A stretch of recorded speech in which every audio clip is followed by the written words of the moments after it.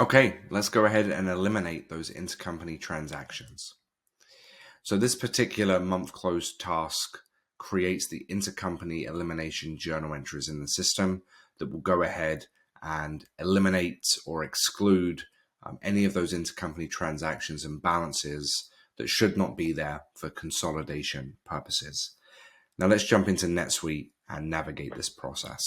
So again, we're back at our period close checklist for January 2023, and we can see that the next task to close is the eliminate intercompany transactions.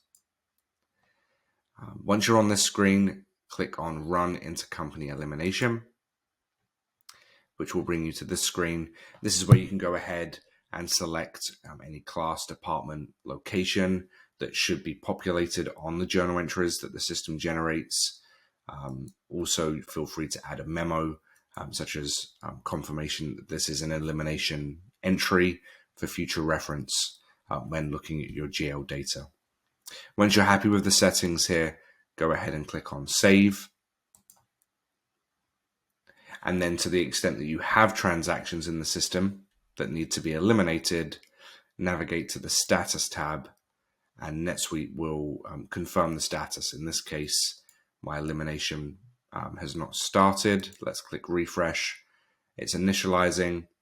It confirms there are 0 lines to process because I've run the elimination in the past. It's now pending, and very shortly it will be complete. Now, depending upon the number of transactions and balances that you have in the system to be eliminated, this process could take a few minutes, but generally speaking, it takes a matter of seconds. The great thing is that NetSuite will give you the percentage complete as the process is running in the background. So right now, okay, we've just jumped from 21% to 100%, and that process is complete. Now, if you want to know which journal entries the system has generated from this process, navigate to the Results tab, click Refresh, and you will notice that these are the entries that the system has created.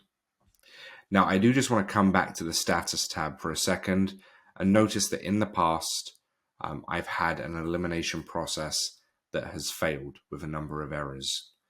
Let's jump back to the PowerPoint to understand where those errors could come from. So we've already navigated the process here. This is a good summary. In terms of what's important, so a common reason that the elimination process can fail is around the setup of the GL accounts, specifically intercompany GL accounts that do not have access or have not been granted access to the elimination subsidiaries. That often gets overlooked. So if you have an intercompany account that is there to manage transactions between subsidiary A and subsidiary B, well, you should also consider granting access to all of the elimination entities to those intercompany accounts. It keeps it simple, it keeps it consistent, and it will ensure you don't run into those errors as you run the process during month end.